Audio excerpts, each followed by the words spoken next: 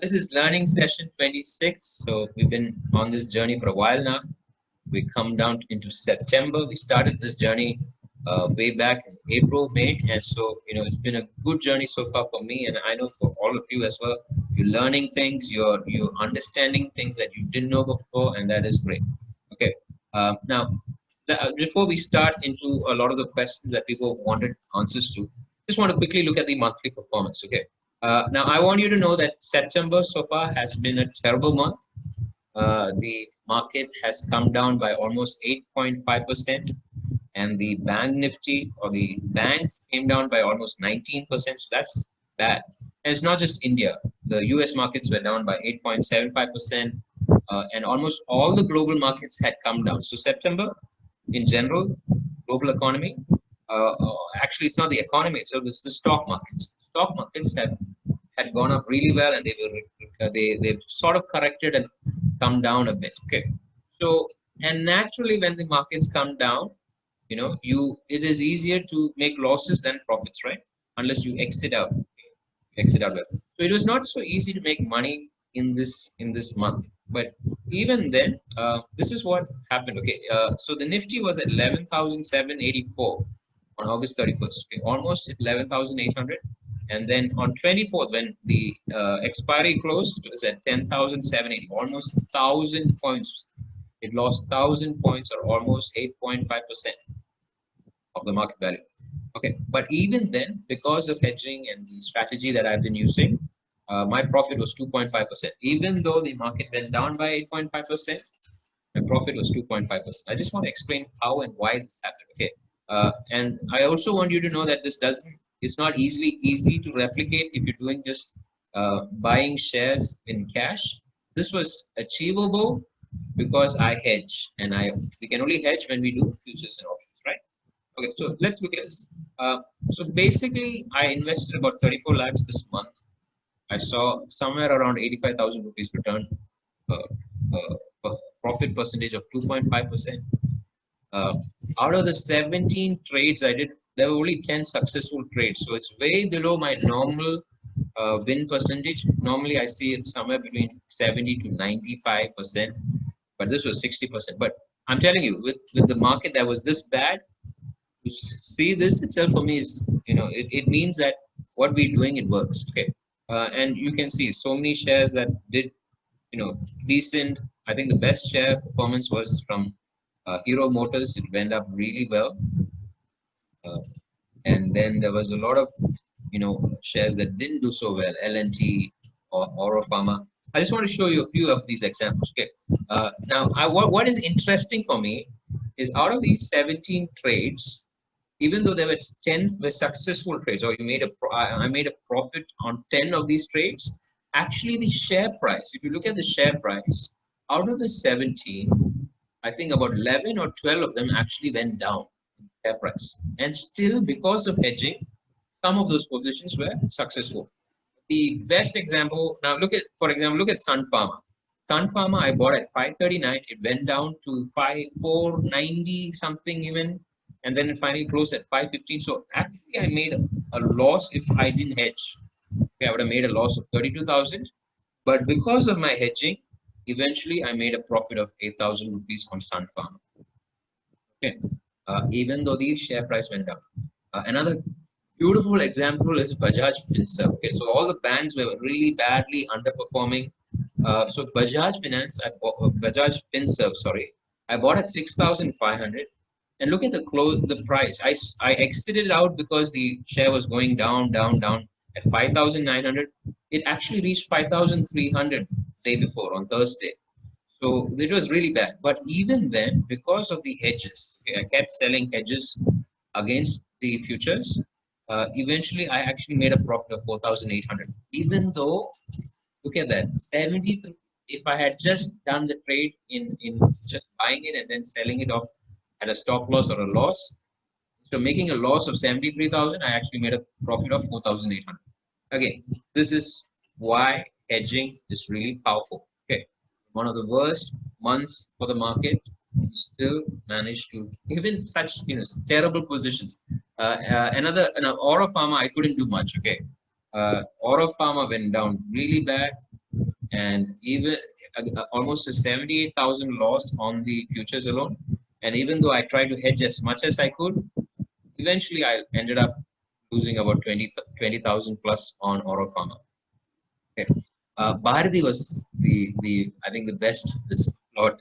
I bought it at 520 something, and then at 5 I initially closed it at 4,507, and then again closed at 497. So that was a huge loss, 48,000 rupees lost there. And then I just kept holding the hedges, and eventually I actually made almost 12,000 rupees on buy 16,000 rupees on Bharati Airtel, even though the and if you know what happened to Bharti Airtel, it actually went down all the way to 425, right? 420. So that was simply again hedges. And this time, some of these trades, Hindustan Lever is another example. I bought it 2170. It went down to 2000. It went down to 2000. I was losing almost, you know, 85,000 rupees on it at one point, or close to that. Sorry, not 85,000, 51,000 rupees on it at one point. But eventually it recovered a bit. And actually, because even despite the hedging, I still lost a bit of money on Hindustan Lever. I rolled it over into the month of October, and it's actually doing quite well now. Okay, but I can tell you just by looking at my trades, it was not an easy market. You made a profit in this one month. You've done an exceptional job. Okay, if you made losses, which a lot of people have actually in this market, it's very easy. The market has been going down, down, down, down. And so a lot of people would have made losses. If you're able to minimize your losses, I think you would have done a good job.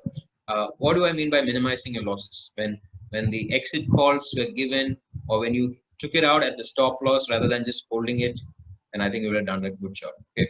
I know that some people weren't able to exit out properly, just left with the I have a few shares. Now, this is my FNO trades. Okay. In my short-term holdings, I want you to know I also suffered losses.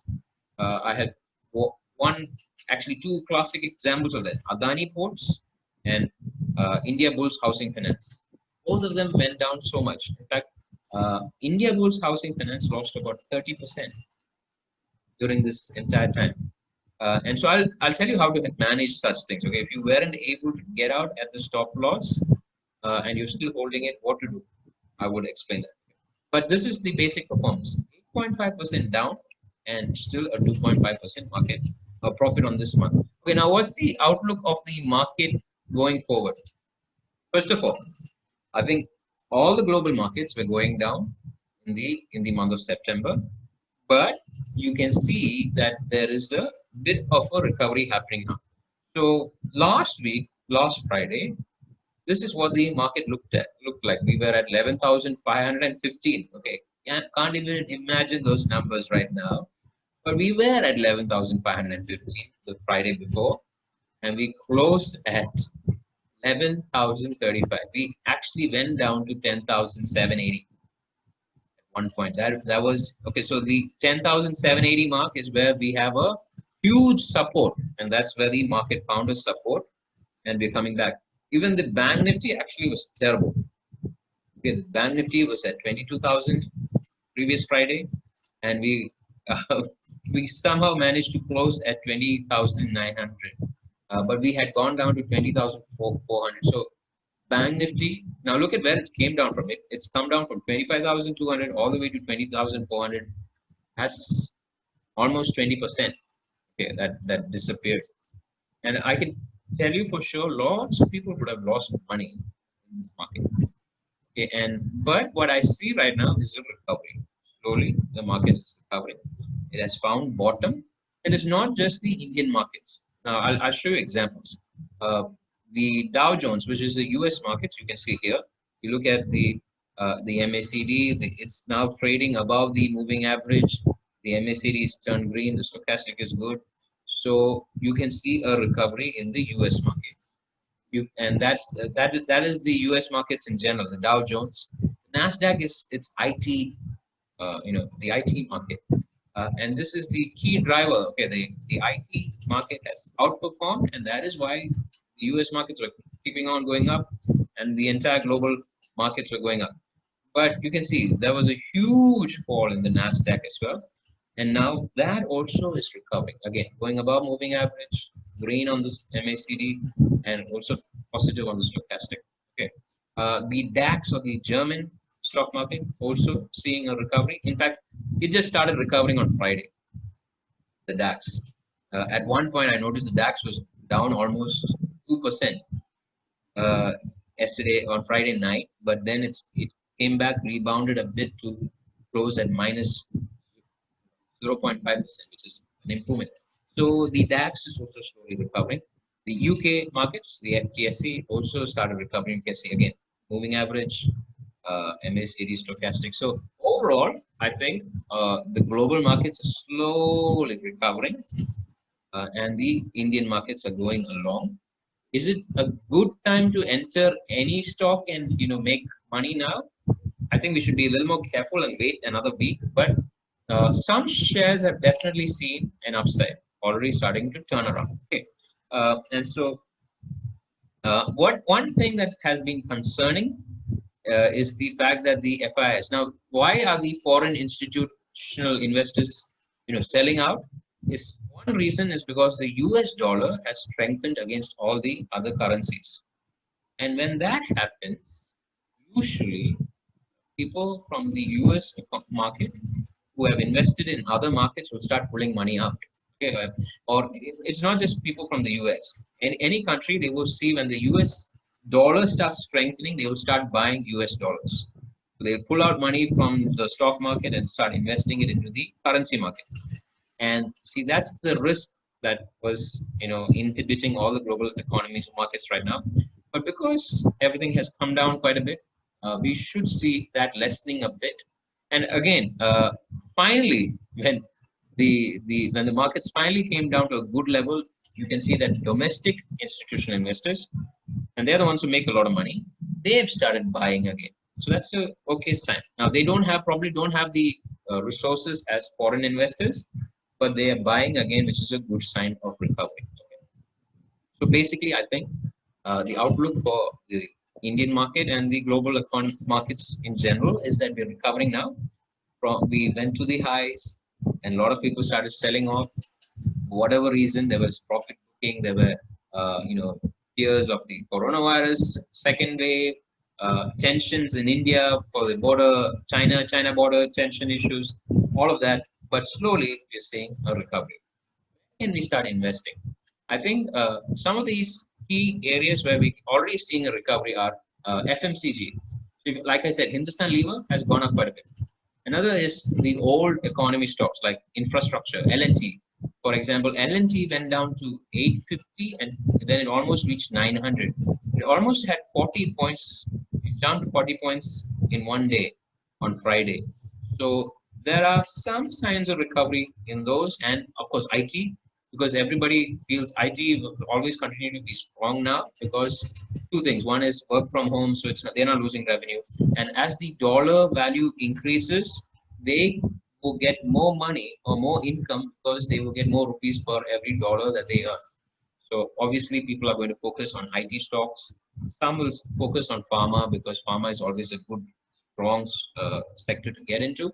FMCG, old infrastructure, old economy stocks, and also maybe a bit of auto industry because we have, the festivals coming, especially in North India, Diwali and all of that.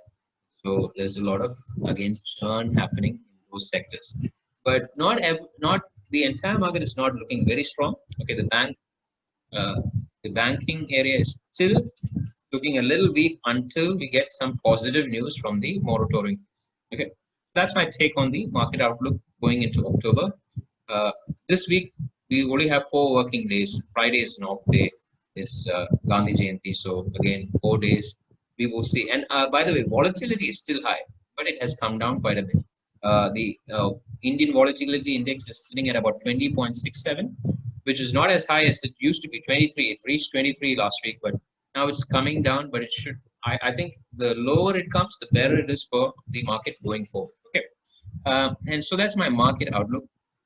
Now, why was I able to still generate profit on the FNO side, like I said, it's the hedged positions. Now you can really take hedged positions if you trade in futures and options. And for those who are interested, who have the capital, you should probably pursue the high net worth plan, which means even when the market goes down, it is possible to make a profit. Okay, but there are some conditions. It's not easy. By the way, I can tell you, it is this last month. It was not easy. Sometimes I've seen days when my mark to market loss was 1 lakh, 2 lakhs at points. Some point in the time when the market was going down 300, 200 points. Sometimes even with the hedges, the losses would probably mount up. If you remember on last Friday, my potential profit was sitting at about 2.7 lakhs. And because of the crash during this last week, I still ended up only with 85,000 when I could have earned 0.7 lakhs. So, the market is like that. You have to be careful and you have to hedge. If you're doing cash trades, you should know when to exit. And you should exit properly. If you're doing FNO, you should hedge. So the high net worth plan is only for people who have capital, and if you do hedging properly, you can make it work. If I can point out one example, this is a terrible example. Look at Hindustan Lever. For one share, I had 7 hedges at one point. 7 hedges. That's how bad the share had gone down, and so I had to really hedge. I still made a loss on this one. But look at Bharati HL. Even though it went down, and I actually ended up making a profit, and again, 1, 2, 3, 4, 5, 6 hedges. So normally where I hedge only 2 hedges per trade, I had a lot of hedging going on. And even this month for October, I'm actually doing that. I've actually proactively taken hedges to protect if the share goes down, because the market is a bit volatile even now. So you've got to be a little careful. I would not recommend us just getting into every share immediately. Watch and wait and carefully enter is what I would like to say. And so high net worth plan is for people with a large amount of capital and where they can take hedged positions and don't, oh, today's up, tomorrow's down, oh my God, what to do? You gotta relax, be patient. Because how it works is when the expiry happens, the hedges all go down to zero, that's where you make a profit. Okay. And so that's for the high net worth plan. And also for people, who are saying, hey, Sergeant, how come we struggling to make the profit that you're making? And it's a lot of stress, a lot of hard work. We don't have the time. We don't have the energy. You can always become a partner with KWC, where you can invest into KWC, which there's a minimum entry of 1 lakh, but you will get a 12% return annually, and that's guaranteed. You're not going to lose your capital. Even if I make a loss, you will get back your return. That I can guarantee.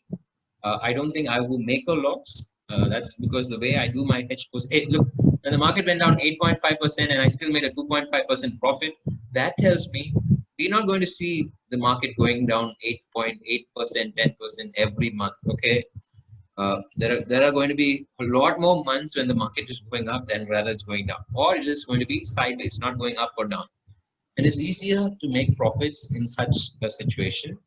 And so I'm a lot confident this will work for people, especially if you don't have time and if you don't have the energy and you can't handle the stress. Okay, I can tell you it's very stressful sometimes. So if you can't, this is a good option for you to think about. And we can see how it makes a huge difference. Okay, if you put money in FD now, you might get 4 to 6%. Whereas this, you can get 12%. And so that's another option for people who don't have time, no time to trade, no time to learn, and don't have time to handle the stress. Okay. Now, a lot of people had questions. I know that this week, especially, a lot of questions related to what to do with, lost positions in which they have lost money. So let me talk about this. Okay. So one question was, what's the best trading strategy? Now, there are so many trading strategies, but I think one is you should go with the market trend. If the market is going down, you should either go short or you should exit your long positions. Okay, whatever you bought and you're holding, you should exit it. Save the capital, get back in later. Now I understand sometimes that's not possible. Either because you missed the boat, it went down very quickly. You couldn't exit. So many reasons. Okay. What's the best trading strategy? Ideally, go with the market. So if the market is slowly recovering, it's going up, that's a good time to enter. If the market is going down, it's a good time to exit. And so I think that's how you should do it. But what do? I look at price action. I look at where it's cutting trend lines. I look at the moving averages. I look at the MACD, and I also look at stochastic. Those are the indicators that I use. I don't get into every trade. I don't try to trade every day. I look for the best trades. Okay. So I think that's my best trading strategy. What I use really works for me. Okay. Some people do day trading, intraday trading. A lot of people do. Even I used to do it a lot. I have reduced that a lot now. But a lot of people, say intraday trading is the best. A lot of people say no, short-term trades are the best. A lot of people say no, just stay long-term. It's fine. You just be long-term. Don't bother what the market does every day, and that's the best. Okay, but there is no best in that sort of sense. You got to move with the market. So when the market is very volatile, intraday really works. When the market, because you can make quick profits. When the market is stable and going up, short term or long term actually really works. What happens when the market is no clear direction? Then long term probably works because you've entered the a share and fundamentally this company is going to grow and eventually the share price is going to go up. You can buy it and relax and forget it. Okay. 2-3 years down the line, there it goes up. Okay. We did that with Ashok Leyland, right? From 48, it's gone up to 80. And that's actually a long-term trade. It's just going to keep going. Now, what to do with investments that are at a loss? Now, that's a very good question because you see in the last 1 month, a lot of stocks, especially the last week, shares have gone down quite a bit. What do you do with investments that are at a loss? Okay, so let me break this down. If you are holding a share that is fundamentally strong, a good company, fundamentally strong, hold it because eventually the market will recover. That is the essence of the market. Okay, and so that share will eventually come back up. It might take some time, but it will come back up. But what do you do with a share that is not a fundamentally sound? I think the first thing you should do is don't go into such shares. You don't buy those shares, but if you have done, exit them. So, for example, I try to buy shares that are fundamentally sound. That's my first premise. I don't buy Idea, Vodafone, for example. I know nothing against Vodafone, but I'm just saying that's not a fundamentally sound share. So I won't get into that. I don't buy PSU banks, public sector banks. Why? Because I don't think they're fundamentally sound. And so I don't really care what they do. I just don't get into them. So there are a whole bunch of shares that I will never trade or I'll never buy, never invest in.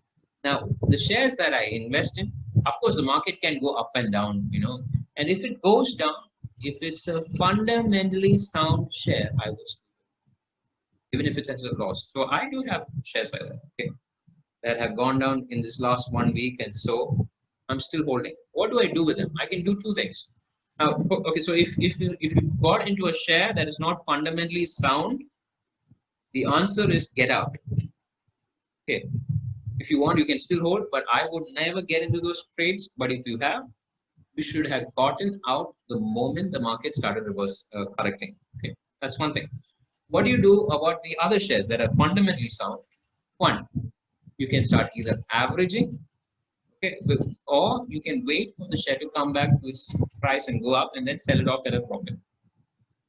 So you can either wait, don't do anything, just wait for the share to come back up and go up beyond and then sell it off at a profit when it goes up. It might take time, or you can also look at averaging it. Okay, so that brings us to this next question. What is averaging and what is accumulation? These are two things. Accumulation is basically, we haven't seen the share go up yet, but it is in a waiting phase. Let me think of an example. Reliance, for example, for so many years was sitting dormant, never used to move. But now, because of all the the new lot of purchases and lot of partnerships coming in, the share price is going up. So ideally, you should accumulate Reliance if you want to. Okay, I'm just using an example. I'm not saying that you should do tomorrow go buy Reliance. That's not what I'm saying. But if you see a share is fundamentally strong, you should accumulate it over time. Okay. Whenever it goes down, buy a few. Whenever it goes down, buy a few. Because you know it's going to go up. Okay. That's accumulation. That's different from averaging. What is averaging? Suppose I buy a really good share at 200 and then the market has come down and suddenly this share has come down to 140 or 150 or 120. That's a good, and I see now that it has reached a kind of a bottom and then it's going to start going up. That's a good time to average. So if I bought it at 200, say I bought 100 shares at 200, and then the market entirely went down, and so even this share price crashed, and it's come to 120, I see that the market is recovering. I can average. I can buy. I bought 100 shares at 200. If I buy 100 shares at 120, suddenly I have 200 shares, and the average price is 160. So the moment it reaches 160, I'm back in profit. Now this happened to us. L&T we bought at 920. And then what happened?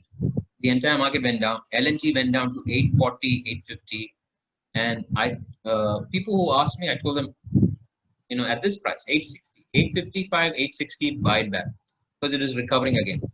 And so if you had averaged 920 and 860, by the time it went back to 890, you would be at a profit. And incidentally, L&T reached 893 yesterday. So if you had bought at 920, and then you averaged at 860, the same number of shares, you would be in a profit already. That's averaging. Okay, so how do you decide when to average? That's a very good question. So basically what I'm looking for is to see if there is an uptrend. Then it has reached a bottom and